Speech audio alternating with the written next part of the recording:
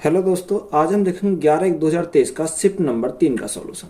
Question number एक में क्या दिया है? 35 और 42 के लघुत्तम समावर्तक को 32 और 40 के महत्तम समावर्तक से भाग करें। एलसीएम किससे भाग देना? एचसीएफ से भाग देना है, यानी LCM LCM upon HCF. LCM किसका निकालना? 35 और 42 का, यानी 35 और हमें किसका लेना? 42 का लेना है। एचसीएफ हमें किसका निकालना? एचसीएफ हमें निकालना 32 और 40 का, यानी 32 और 40 का। देखो, अगर हम 35 और 42 का एलसीएम लेंगे तो कितना आएगा? 35 और 42 का एलसीएम आता है 210 आ जाएगा, 210, यानी 42 गुणा 5 हो जाएगा 210।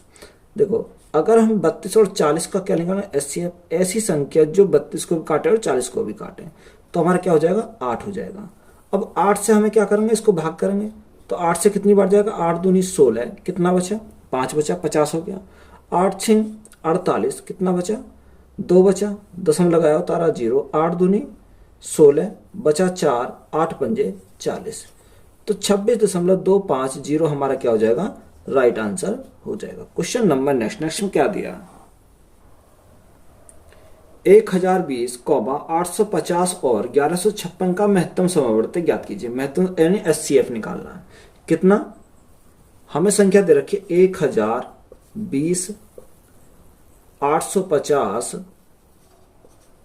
और 1156। देखो, हम क्या करेंगे? इनके डिफरेंस विधि से हम क्या करेंगे? इनका एचसीएफ निकालेंगे। अगर हम इन दोनों के डिफरेंस की बात करें तो डिफरेंस हमारा कितने का? 1120 में से 850 जाएंगे तो कितना बचेगा हमारा? 170 बचेगा। देखो, 100 कितना बचेगा? 170 बचेगा।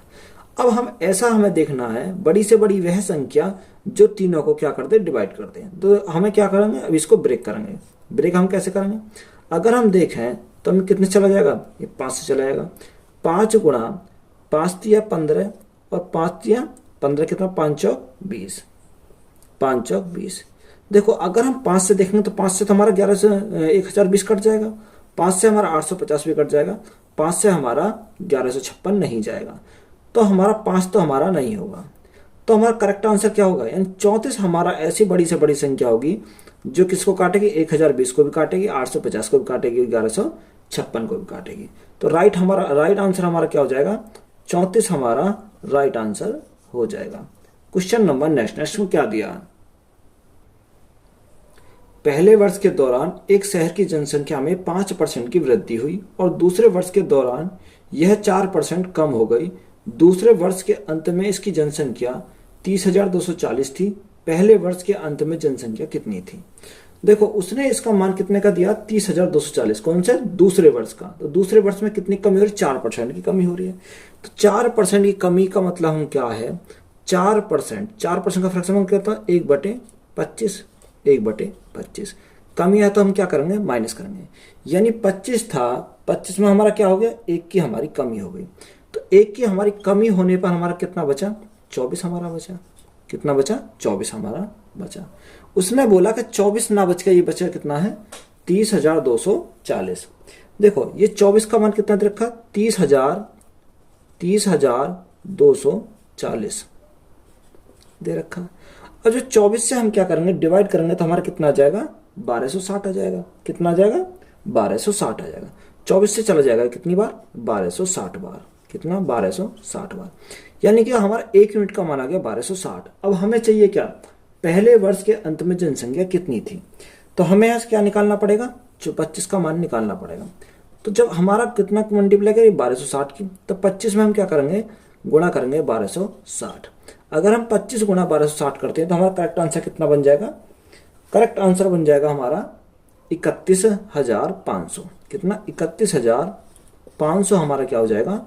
राइट आंसर हो जाएगा। तो यही हमारा क्या है? इस क्वेश्चन का करेक्ट आंसर है। क्वेश्चन नंबर नेक्स्ट में क्या दिया? 13% और 19% की क्रमिक छूट किस एकल छूट के बराबर है?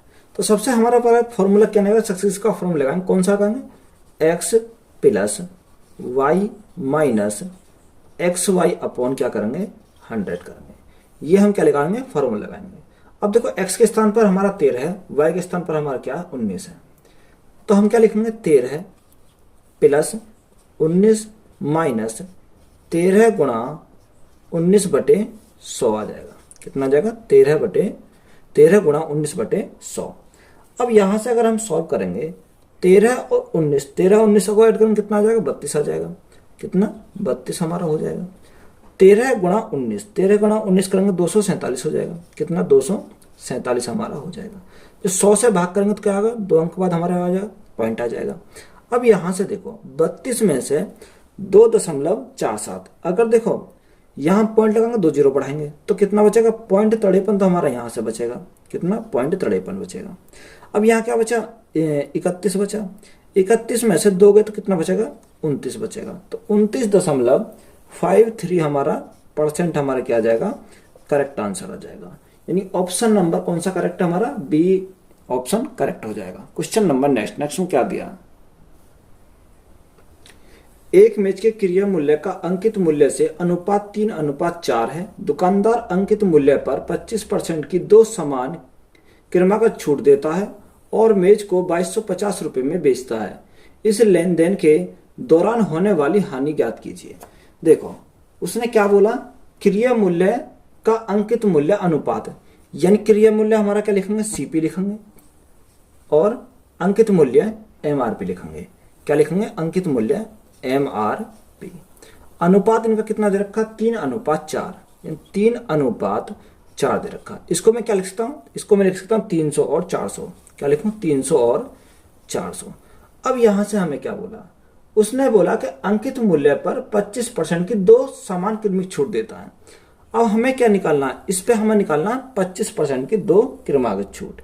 जब हम 25% की 2 क्रमागत छूट निकालेंगे तो देखो यहां से हम निकालते हैं कितने पर? 400 पर। 400 गुणा 25% का फ्रैक्शन कितना होता है? 1/4 होता है। यानी 4 था, 4 पे हमारे क्या? 1 की छूट, तो हमारा कितने में बेचा? 3 में। तो ये क्या करना? 2 बार हमें निकालना पड़ेगा। अगर हम यहाँ से सॉल्व करेंगे 4 से, देखो 4 से काटेंगे कितनी बार? 100 बार चला जाएगा। और 4 से काटेंगे कितनी बार चला जाएगा? 25 बार चला जाएगा। अब 3 तिया 9, 9 गुणा 25। जब हम 9 गुणा 25 करेंगे तो हमारा कितना आ जाएगा? 225 हो जाएगा। ये आ गया हमारा 225। 225 हमारा क्या है? ये हमारा कॉस्ट प्राइस आ गया। क्या है? Cost, sorry selling price. ये आ गया हमारा सेलिंग प्राइस। अब उसने बोला कि सेलिंग प्राइस हमारा कितना है? 2250 है। यानी 225 का मान कितना दे रखा? 2250 दे रखा क्वेश्चन में। तो कितने गुने पर है? ये हमारा 10 गुने पर। कितने गुने पर है? 10 गुने पर है। अब उसने क्या बोला? इस लेन देन के दौरान होने वाली हानि ज्ञात कीजिए। देखो अगर हम हानि निकालते हैं, 300 की चीज कितने में बेची? 225 में बेची। यानी 300 की चीज थी, बेची कितने की? 225 की। तो हानि कितने का हुआ? हानि हमारा हुआ 75 का। हानि कितने का हुआ? यानी लॉस जो हमारा हुआ, लॉस हुआ हमारा 75 का। अब यहाँ क्या है? 75 का हुआ।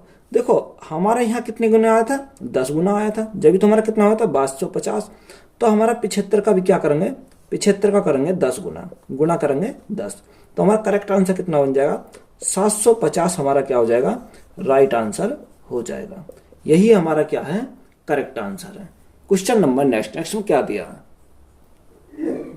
एक बल्ला 750 रुपए में खरीदा जाता है और 8% की हानि पर बेचा जाता है। तो इसका विक्रय मूल्य बताओ। कितने में? 750 में खरीदा जाता है और बेचा कितने में जाता है? 8% की हानि पर बेचा जाता है। देखो 8% की हानि पर, यानी 100 था, 100 में 8% की हानि पर बेचा, तो हमारा बेचा कितने में? 92 में बेचा। तो यहां से देखो अगर हम निकालेंगे तो ये हमारा क्या आएगा? ये हमारा सेलिंग प्राइस आ जाएगा। तो हमसे पूछा क्या सेलिंग प्राइस है? हम पूछा 0 से हमारी 0 कट गई। 5 से कितनी बार? 2 बार। 5 एकम 5 और 5 पंजे 25। कितना है? 15। तो यहां से अगर हम सॉल्व करेंगे तो कितना आएगा? 15 गुणा 92/2 आ जाएगा। इसको सॉल्व करो। 15 गुणा 92/2।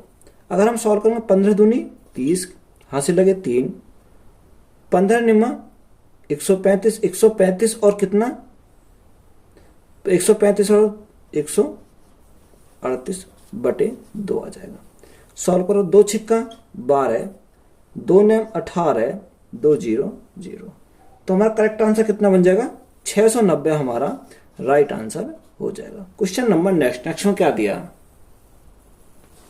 एक दुकानदार सभी कपड़ों पर 20% की छूट प्रदान करता है और नकद भुगतान करने वाले ग्राहक को 5% के अतिरिक्त छूट प्रदान करता है।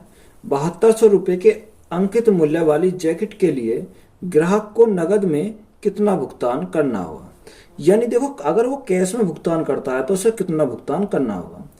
देखो कितने का, 7200 का। अगर वो 7200 में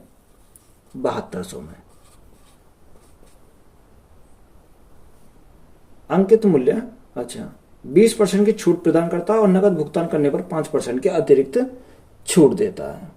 तो यहां से देखो, अगर हम कैश में करते हैं तो क्या दे रखा है, 5% की छूट। तो 5% की छूट का मतलब क्या होगा, सबसे पहले 20% की छूट, तो 20% का फ्रैक्शन कितना होता है, 1/5 होता है। यानी 5 था, 5 में 1 की छूट तो कितना, 4 हमने पे करा होगा। और फिर उसने क्या करा, नगद पे क्या करता है, 5% की अधिक छूट देता है। तो 5% का फ्रैक्शन कितना होता है, 1/20 होता है। यानी 20 था, 20 में 1 की छूट, तो हमने कैश कितना दिया होगा, यानी कि 19 दिया होगा। यहां से हम क्या करेंगे, सॉल्व करेंगे। सॉल्व हमारा देखो 20 से कितनी बार, 20 पंजे 100, तो 100 से हमारी क्या कट गई, 2 जीरो कट गई। तो हमारा यहाँ क्या बचा, 72 गुणा 4 गुणा 19, 4 गुणा 19। सॉल्व करो, अगर हम 72 को यही रखते हैं, 72 गुणा 19 गुणा 4, 19 गुणा 4 कितना, 76 हो जाएगा। यहां से हम क्या करेंगे, मल्टीप्लाई करेंगे। तो मल्टीप्लाई हम करेंगे तो हमारा करेक्ट आंसर कितना हो जाएगा, 6 दूनी 12, यानी इकाई अंक पर क्या आना चाहिए, 2 आना चाहिए। अब 2 हमारे ऑप्शन नंबर सी में और ऑप्शन नंबर डी में है, तो हमें क्या करना पड़ेगा, सॉल्व करना पड़ेगा। तो 72 और 76 की जब मल्टीप्लाई करते हैं तो कितना आता है, 5472 आता है। कितना आता है, 5472 हमारा हो जाता है। देखो यही हमारा क्या है, इसका राइट आंसर हो जाएगा। अब 72 और 54 के हम मल्टीप्लाई देखो कैसे करते हैं, यहाँ पे मैं देखते हैं। यानी हमें किसका करना, 72 और 54 की, सॉरी 72 और 76 की हमें क्या करनी है, मल्टीप्लाई करनी है। जब 72 और 76 की मल्टीप्लाई करेंगे तो बाहर बाहर की गुणा, 6 दूनी 12 का 2 हाथ से लगा 1 लिखा। क्रॉस मल्टीप्लाई दोनों की, 7 6 42 और 7 दूनी 14 लिखा। तो 4 और 2 कितना, 6 और 1 7, 4 और 1 कितना हो गया, 5। तो 57 का क्या लिखा, 7 लिखा, हाथ से लगे 5। फिर हमारी बाहर बाहर की गुणा, 7 गुणा 7 49, 49 और 5 कितना हो गया, 54। तो देखो राइट आंसर हमारा कितना आया था, 5472 हमारा राइट आंसर आया था। क्वेश्चन नंबर नेक्स्ट में क्या दिया, 20% वार्षिक चक्रवृद्धि ब्याज दर पर 12,500 रुपए कितने वर्षों में 21,600 रुपए हो जाएंगे जब ब्याज वार्षिक रूप से चक्रवृद्धि हो। तो यहाँ क्या पूछा हमसे, टाइम पूछा, यानी प्रिंसिपल और हमें क्या दे रखा, अमाउंट दे रखा। प्रिंसिपल और अमाउंट, प्रिंसिपल हमारा कितना, 12,500 रुपए, 12,500। अमाउंट कितना होता है, 21,600, 21,600 हो जाता है। देखो 2 जीरो से हमारी 2 जीरो कट गई। यहाँ हमारा क्या बचा, 125 बचा। यहाँ हमारा क्या बचा, 216। अब 125 किसका क्यूब होता है, 5 का क्यूब होता है, 5 का क्यूब। और ये किसका क्यूब होता है, ये हमारा क्यूब होता है 6 का क्यूब, 6 का क्यूब होता है। तो देखो टाइम हमारा, टाइम कितना लगेगा, टाइम जो हमारा पावर होता है वही हमारा टाइम होता है, यानी 3 साल। तो यही हमारा क्या हो जाएगा, राइट आंसर हो जाएगा। क्वेश्चन नंबर नेक्स्ट में क्या दिया, एक साधारण वृद्धि दर के तहत एक शहर की जनसंख्या P इकाई 10 वर्षों में P की 1.5 गुनी हो जाती है। उसकी वृद्धि दर के तहत कितने वर्षों में शहर की जनसंख्या 2 गुनी, ब्रैकेट में P के 2 गुना हो जाएगी। देखो इसमें हमारा क्या दे रखा है, किसी शहर की जनसंख्या हमारी P थी, कितनी थी, P थी। P से हमारी कितनी हो जाती है, 1.5 गुनी, यानी 1.5 गुनी बढ़ने पर हमारी क्या हो जाती है, 1.5 P हो जाएगी। यानी P का 1.5 गुना कितना हो जाता है, 1.5 P हो जाएगा। अब देखो यहाँ हमारा 1 P है, यहाँ हमारा 1.5 P है, तो कितने की वृद्धि हो गई, यानी 0.5 P की। 0.5 P ये हमारा क्या है, 0.5 P हमारा यहाँ ब्याज है, ब्याज है। तो 0.5 P कितने वर्षों में, 10 वर्षों में। तो ये हो जाता हमारे 10 वर्षों में। तो आगे उसने क्या बोला है, आगे बोला उसकी वृद्धि के तहत कितने वर्षों में शहर की जनसंख्या 2 गुनी हो जाएगी। यानी P थी, P से बढ़कर कितनी हो जाती है, 2 गुनी। दोगुनी का मतलब 2p हो जाएगी। अब p से 2p होगी तो वृद्धि कितने की हुई, 1p की हुई, यानी 1p सिंगल p की। देखो 0.5p में कितने साल लगे, 10 साल लगे, तो यहाँ p में कितने साल लगेंगे, देखो इसका जस्ट आधा है तो टाइम क्या लगेगा, डबल टाइम लगेगा, यानी वहां पर हमारे 10 साल लगे तो यहाँ पर हमारे क्या लगेंगे, 20 साल हो जाएंगे। क्या हो जाएंगे, 20 साल हो जाएंगे। तो यही हमारा क्या हो जाएगा, राइट आंसर हो जाएगा। क्वेश्चन नंबर नेक्स्ट में क्या दिया, एक पुस्तकालय में गणित की पुस्तकों की संख्या का 25% भौतिकी की पुस्तकों की संख्या के 2/3 के बराबर है। पुस्तकालय में गणित की पुस्तकों की संख्या और भौतिकी की पुस्तकों की संख्या का अनुपात क्या होगा। यानी उसने बोला गणित के पुस्तकों की संख्या का 25%, तो गणित की पुस्तकों की संख्या का है, यानी मैथ की संख्या का 25%, तो 25 बटे क्या करेंगे, 100 करेंगे, बराबर। उसने बोला फिजिक्स के 2/3, यानी फिजिक्स के 2/3 के बराबर है। देखो 25 से कितनी बार चला जाएगा, 4 बार चला जाएगा। तो हमें क्या निकालेंगे, अगर हम मैथ अपॉन हम क्या लेंगे, फिजिक्स लेंगे, तो यहां से देखो, यहां से हमारे 4 की मल्टीप्लाई आगे लगेगी, तो कितना, 4 दूनी 8 बटे 3। हमसे रेशो किसका पूछा है, रेशो पूछना गणित और भौतिकी का, यानी मैथ और फिजिक्स का। तो मैथ और फिजिक्स का अगर रेशो की बात करें तो रेशो कितना आ जाएगा, 8:3 हो जाएगा। तो यही हमारा क्या हो जाएगा, राइट आंसर हो जाएगा। ऑप्शन नंबर डी हमारा क्या है, करेक्ट आंसर। वीडियो आपको अच्छी लगी तो वीडियो को अपने दोस्तों में शेयर करें। चैनल को ज्यादा से ज्यादा क्या करना, आपको सब्सक्राइब करना। धन्यवाद।